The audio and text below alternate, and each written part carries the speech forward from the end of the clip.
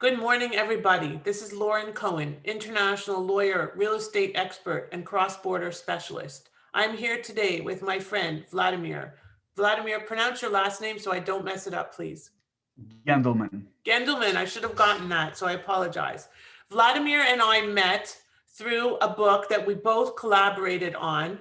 It's called The Immigrant Hustle. It's a story about 50 entrepreneurs who have built success stories in the US that are from other countries. That's the key. That's why it's called Immigrant Hustle. And there was a chat that was created when Amin finalized the book, and Vladimir and I connected. I actually thought he lived in Florida because when he wrote on the chat, he said, I'm in Hollywood, Florida. So I thought that's where he lived. And so we started chatting and getting to know each other. And, you know, he's a fellow member of the tribe. And for those of you that don't know what that means, you can ask me after. But we connected and we are both very entrepreneurial. And then on top of that, I made a connection. Between Vlad and one of my dear friends, Jeff Greenberg, who's also been on the show. And sure enough, they're both in the same promotional products coaching program, which is kind of ironic. So here I am trying to do good, and yet they're already connected. But you can help yourself when you're a connector. So in any event, Vlad and I started chatting, and I invited him to join my show to share a little bit about his story. And Vlad is one of those lucky guys that was airlifted, I assume airlifted out of the Ukraine or brought into America from the Ukraine through a Jewish agency. And it at the time, which was how long, 20, 30 years ago, right? 30 years. Yeah, 30. I'm aging myself, but they were airlifting, the Jewish agencies were airlifting people, families out of the Ukraine, out of parts of Russia into Israel, into Canada, and into the US. And Vladimir's family, like my good friend at Donna Klein, it was brought into the US. And Vladimir made his way to Michigan. Is that where you originally started, Vlad? Yeah. Wow. I mean, going from cold to cold just doesn't make sense. I have a new colleague that just joined my real estate team. She's Mexican. Listen to this, okay? I met her in an Israel-based networking group about 2 weeks ago. She's in Mexico and she went to my college in Toronto. Wow. Now, is that not a crazy story? Okay. That is a crazy story. It's a crazy story. And she just joined my team and she's going to be assisting me because I need a Spanish speaker. So she's going to be assisting me with all kinds of stuff. So it's very exciting. Vlad, please introduce yourself. You have such an amazing bio. I'd love for you to share that with my guests. Well, first of all, Lauren, thank you for having me on your show. My pleasure. As you mentioned, my name is Vladimir Gendelman. I have started a company called Company Folders back in 2003. And we actually sell presentation folders, the actual paper presentation folders. Show us. Not that you can be on the podcast, but I thought that it was one of those, tabbed marketing pieces, but what it is those, and it's a brilliant because it's just the simplest of products, and he's focused on it, and that's the beauty. It's a company folder. So for those of you that are, he's like Vanna White right now. For those of you that are listening to this podcast, it basically is those folders you go in Office Depot and purchase, but it's branded to the company. So with EXP, for example, new EXP realtors get, I think, 50 presentation folders when they join. Vladimir would be the guy that would create those folders, hopefully. So that's right. And so here's an example of one of them. Yeah. So this right here is a dark blue linen with a silver foil stamp on it. And when you open it, this particular folder happens to have 2 pockets. Yeah, amazing. And there's a back to it. And of course, if anybody's interested and would like to request a sample packet, you would get something like this in the mail, which is folder that we created for our company that we send out to people to see. And the beauty of this folder is it has a soft touch lamination. And I don't know if you could, yeah. Oh, yeah. It has like a whole bunch of logos that are. Yep, that is UV coating applied to show different logos of the companies we work with. And then on the inside, this particular folder has one vertical pocket. Oh, I love one it. Horizontal. Yes. And are you sending me samples of that? Huh? I need some samples with my logo on it.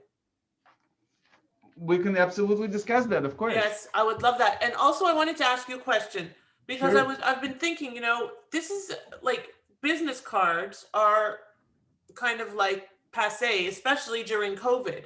How has business been impacted by COVID? Has it been negatively impacted because people aren't going and physically presenting, or now do they use these presentation folders and able to send them by mail to have that to separate themselves from the competition?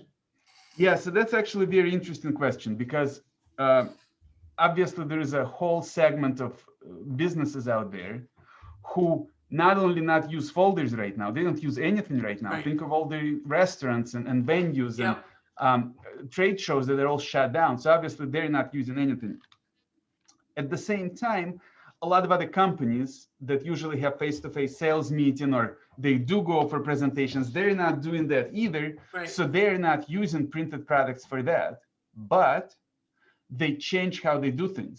Mm-hmm. So now those companies, as you mentioned, they would get a folder, but then they would get a matching, like a larger envelope to go with it. Right. So they can mail it to you. So we lost some business from like restaurants and stuff, but then on the other hand, we're gaining more business because when you buy a folder now, you want to get an envelope that the folder goes in branded Right, the same as the folder, so right. it all matches and nice and beautiful. Right. On top of that, promotional products, as important as they always are, right now they're even more important. Sure. Because people are, and this is how this plays out, right? So every company has branding, marketing budget. They have budgets for lunches for the office, right? They have budgets for taking customers out, this and that. Now those budgets are not being used because people are not in the office. So they still want to spend those money. They still want to engage employees. They still want to engage their clients. So right. So we get creative and we send packets out to people, right, on behalf of other companies. Yeah. Whether it's to employees or customers or keep in touch, whatever else. Yeah. And so, you win some, you lose some, and it's overall, it is what it is. Excuse me for a moment. I'm about to sneeze. I apologize. So, all right, that went away. So tell me, when you first came to America, and it's obviously a long time ago, but and you moved to Michigan. Were you already speaking English at the time? Nope. No. There was no English. And then So how did your parents survive? Like, look at how you've thrived. You've built a company. You're in Forbes magazine as one of the fastest growing companies. I mean, there's just so many amazing things that you've done. A child of immigrants, an immigrant himself. I think that these, like the immigrant hustle and being an immigrant entrepreneur, it's a drive that you can't get from somewhere else. And I'll tell you what. And I'm sorry to mention this, but after the Holocaust, right? Our people, especially, that were like completely debilitated, our families were destroyed. Look at the difference, the impact that these immigrants have made in this country. That's part of what I do because I am an immigration concierge and immigration lawyer, right? But at the end of the day, immigrants have this drive about them to succeed. And your parents came with, like, the Jewish agency helped. Probably they struggled with, especially without speaking English for a long time. How did that all look? Do you remember? What is your most interesting story you can share with us about that time? Oh boy, this is going to be good. So it's very simple. Overnight success, just like with anybody else. In this case, took 30 years. Of a lot of, I guess there was a lot of struggle. I just never looked at it that way, right? Because it's just what it was, right? Right. You didn't have any choice. You were here and you had to do it. Right.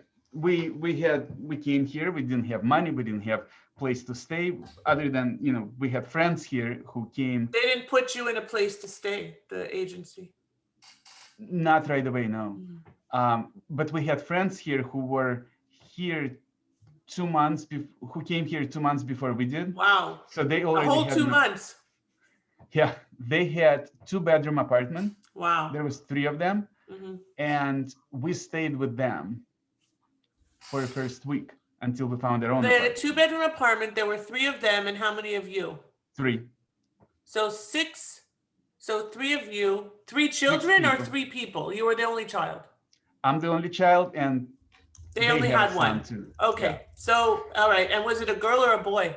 It's a boy. Okay. So it's a little easier because you're 16. Right. You don't want to be sharing a room with a girl. Well, you probably do, but whatever. We won't go down that road. So the point is that you were in this tiny little, almost like when they, a typical immigrant story, much different than mine. And sometimes people don't take mine seriously. Okay. I had a woman the other day. She's Canadian, and I insulted her because she was obviously from another country. And I said, and I had just gotten off the phone with somebody that was from, it so happens, her home country. And I said, hey, are you from?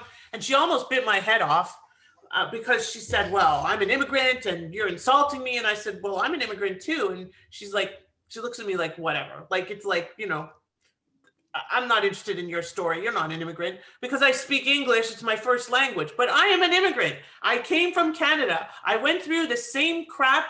That's what, like, you don't know this, Vlad, I don't think, but the reason that I started what I do is because my ex-husband, then husband, was deported February 2nd, 2007 on the way back from our honeymoon. So it's coming up. On the way back from our honeymoon, he was removed at Chicago O'Hare Airport, expeditiously removed, put in immigration jail, and subsequently deported. So I am an immigrant.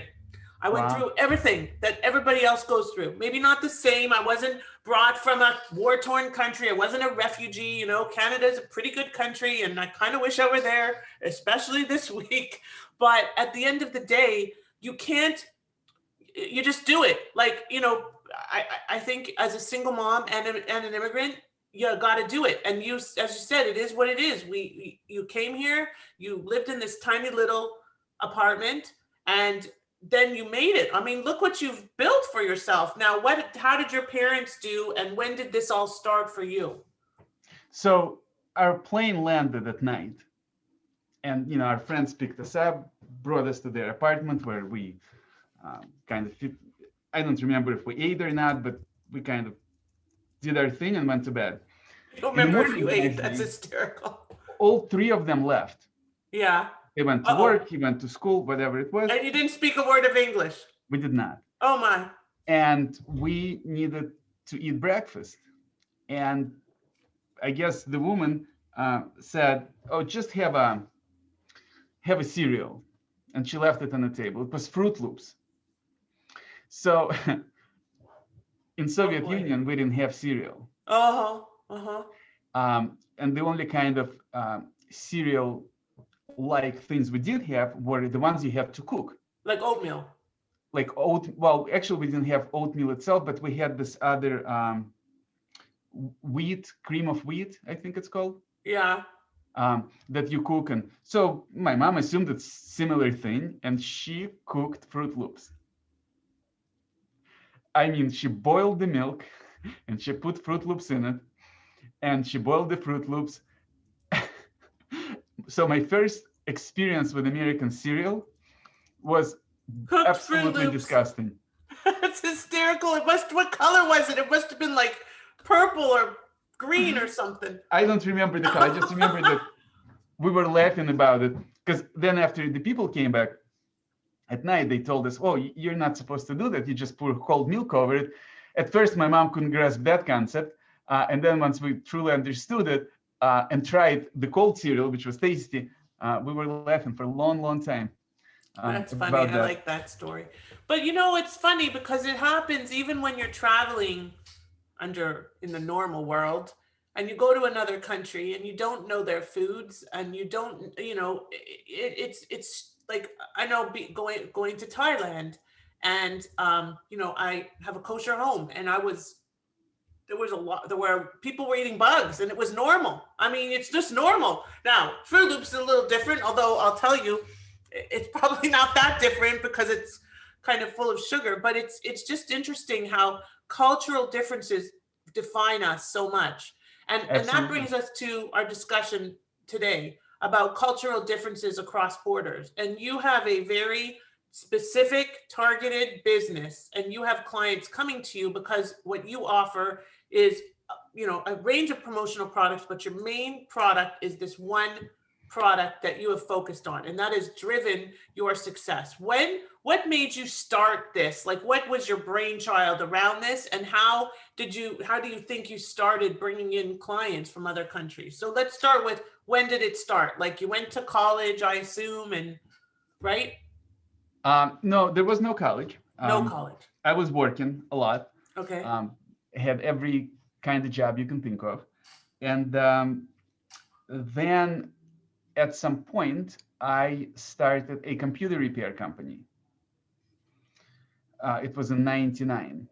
I started it with a friend, and we had full-time jobs, but that was something we did on the weekend, kind of pocket change to go out. And a few years later, my friend, he went to law school, and he didn't have time for that. So we split, obviously, because he didn't have time to do the computers, and I was left by myself. Was And he also from the Ukraine or from another country, or was he American? He's from Ukraine. Okay. And then See, we naturally gravitate toward our own people, right? Well, that's how I started out. I didn't speak English, so I couldn't be Right. friends with anybody who was not Russian because we couldn't speak. So he went to law school, and I went in all by myself. And a little time later, probably 4 months later, one of my customers who I repaired computers for, he said, "Hey, you're a computer guy. Can you help me get a really nice presentation folders?" However, he didn't say presentation folders. He said company folders. He said, "Help me find company folders." I said, "Sure." How hard could that be, right? Internet is booming and everything is there. And so I walked out, said yes. The problem is I didn't know what company folder was. So I had to call friends. I had to figure it out, and I understood what it was. So then I started looking for it, and I noticed that there really is no good options for presentation folders. If you look online, your typical company, they sell 4 to 6 to 8 different folder styles, right? Okay. Like a letter size, legal size, 2 pockets, 1 pocket on the right, or 1 pocket on the left, but that's pretty much all you get. And then, of course, they usually all white paper, and they print 4-color process, and that's it. Just figure out how many you need. But he was looking for something more interesting. Right. I just said boring, very boring. Right. And I found whatever the best option was at the time, and I helped him do that, but the light went off. Yeah. And this is what happened. Back in Soviet Union, we did not have options because everything was government owned. Right. It is what it is, like you said. Yeah. People did not own anything. Therefore, there was no reason to compete. Right. Right. Exactly. Right. If you don't compete, then you don't innovate. If you have, so for example, silverware, the ones we had at home, half the people in Soviet Union had the same silverware. And the other half had the other kind that was available.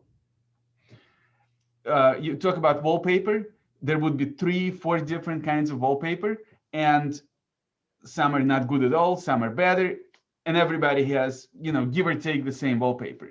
Mm-hmm. Same thing goes for furniture, for clothing, for this, for that. And then when I came here originally, and I see the variety of things, like you go to the store and you have dozens of cheeses, dozens of cold cuts. You have yogurts. We didn't even have yogurts, but there are varieties, right? Bread, in Russia, we had white bread and black bread. Here, you have all these different names. I didn't know what to do with myself. That is so funny. And that's how I was living American life, right? Like everything comes in options and varieties, and you can find anything you want. Too many options and varieties. And sometimes. Here I am faced with a product that is very similar. It's the same. There is no variety. And I'm like, that was not American to me. And it just brought all those memories of, Interesting. communism and It's no very, variety, and isn't that everybody has interesting? the Look same at that. thing. I would So- never know. I mean, you came up with this idea for variety in a very boring product, an otherwise boring product, because you saw that as more American. Right. And I remember thinking to myself, somebody got to change this. Like they got to come up. And as I was doing that, I'm like, well, am I going to wait for that? Or am I going to make it happen?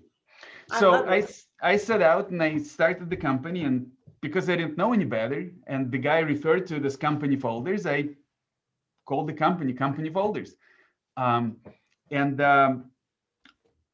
the whole idea was to build out a brand that offers largest variety of presentation folder styles, largest amount of paper, print methods that we use, coatings, and on and on and on. And that's where we are today. Now you have 18, which is a great number, employees. Great number, exactly. So amazing. We do 60 some different papers of all colors, textures, anything you want. We do 4-color process printing, we do PMS printing, we do foil stamping, embossing, debossing, all these different things. We do all sorts of coatings such as gloss, matte, satin. We do soft touch coating. We do all sorts of lamination. We do spot UV. We do spot matte, whatever people require, right? And we get fun. We do a lot of fun with it too, because show me a fun one. Do you have a fun one there? Well, obviously my guests on the podcast won't see it, but like I would have to. I mean, it's a shame. The one that Vlad showed me, it's what do you call that? When it's like when you're under the light, you can see all the logos. That's called spot UV. Yeah. That's iridescent light. That purple light. It's brilliant. I love it. Yeah. So what do you call that method? That's called spot UV. Spot so each UV. one It's of these logos, like you see Toyota, Ford. I love it. So those are all your clients, right? Yeah, those are some of the clients we did. Century 21, you should know that one. DuPont, Nordstrom. Yeah, they're big. Nordstrom, Kohl's, Purdue, Global Banker, PGA. And wow, brilliant. Yeah, so there are all sorts of ways to make it more memorable, more fun, more anything really. And that was always the goal. So that's where we are. And to take it a step further, we had a very interesting situation where I can't say that problems never come up, right? We have really good way of testing everything. We have a really good quality assurance outside of just printing and making stuff. And once in a great while, things slip through the crack. And it happens everywhere, right? That is not what's really important. I think what's really important is what you do with that. Yeah. So some years back, we had, and just like anybody else, we offered people 2 weeks to inspect their products, right? Because that was on the loan side. Some other companies only offer you 5 days or 7 days. And you claim whatever you got to claim, and past that, you're on your own. So this one time, we had a woman, it was some years ago, who got a folder very similar to this, in the sense that the logo was foil stamped. And out of 500 folders that she got, I don't know, 12 or 15 of them, the logo was slightly crooked. Oh. Because on the press, when it goes through, this doesn't get printed, it gets stamped on it. And apparently, a few sheets of paper were on an angle. So she contacts us. It was probably 3 to 4 months into her, since she bought them. And she's like, well, I know it's outside of the time, but I had 13 or 15 of them crooked. Is there something you can do to help me?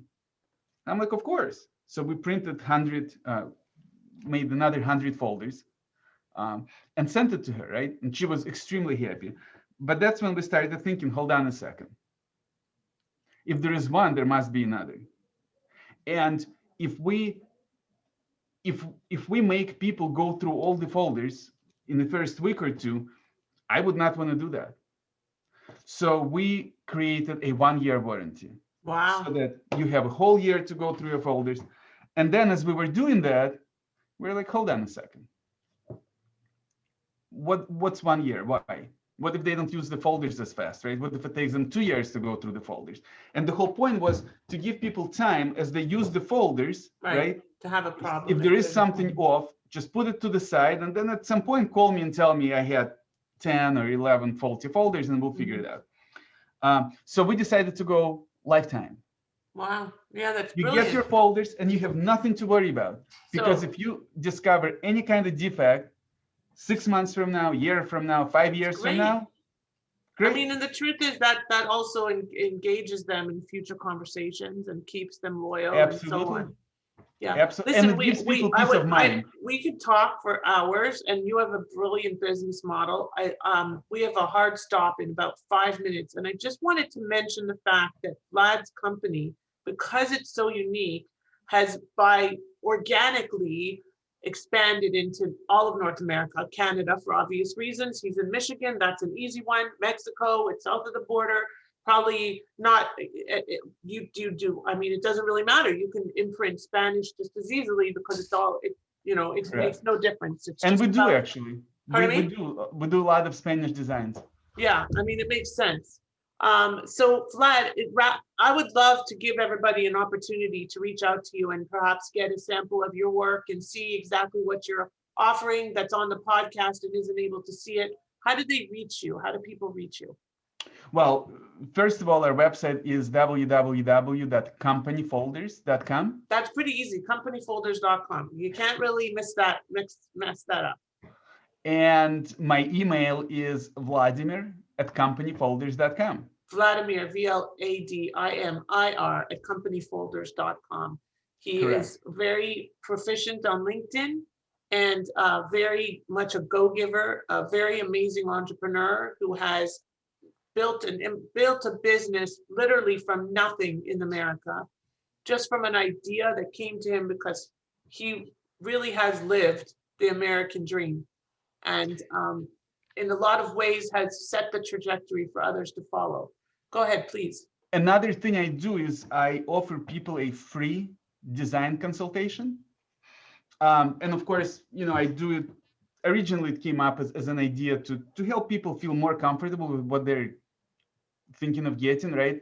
And in hopes that as they like communicating with me, we would get an order out of it or future orders. But it turned into, I just had a consultation, I think on Friday. The girl was from South Africa. She's a designer working for a company, and they asked her to redesign their logo. So when we started the conversation, I asked her, I said, what's your budget for this? She's like, well, I don't have a budget because I'm the one doing it, but I don't know where to go. Like, I need ideas. I'm like, great, let's work on it. And we completely, like, I asked her questions that I needed to understand what they're doing, right? And I navigated her through the whole process of how to think of the logo redesign, which direction to take it. She was super grateful. And she promised to actually send me whatever she comes up with once it's ready. I love it. She actually said that she'll be communicating with me through the whole process so that I can help her guide. And I'm very happy to do those things because at the end of the day, I believe that the more I share my gift, the more other people will share their gifts with me. That's right? the go-giver. And with each other. And as long as we can improve everybody, then by default, we improve ourselves. 100%. You just reminded me of something. A good friend of mine, Bob Berg. I'm going to reach out to him to be interviewed on this podcast. And I will also share a link to the Calendly where people can schedule a consultation with me, so that you can include that link and hopefully people sign up, and I'll be very happy to walk them through everything I know. Absolutely, it would be my pleasure. Vladimir, thank you. I look forward to working with you. I look forward to getting some company folders for myself. And I thank you for your time. It's a pleasure to know you. It's a pleasure to share the book with you. And we'll be in touch very soon. Thanks, everybody. This is Lauren Cohen with Investing Across Borders, thanking you for learning a little bit about this wonderful immigrant story.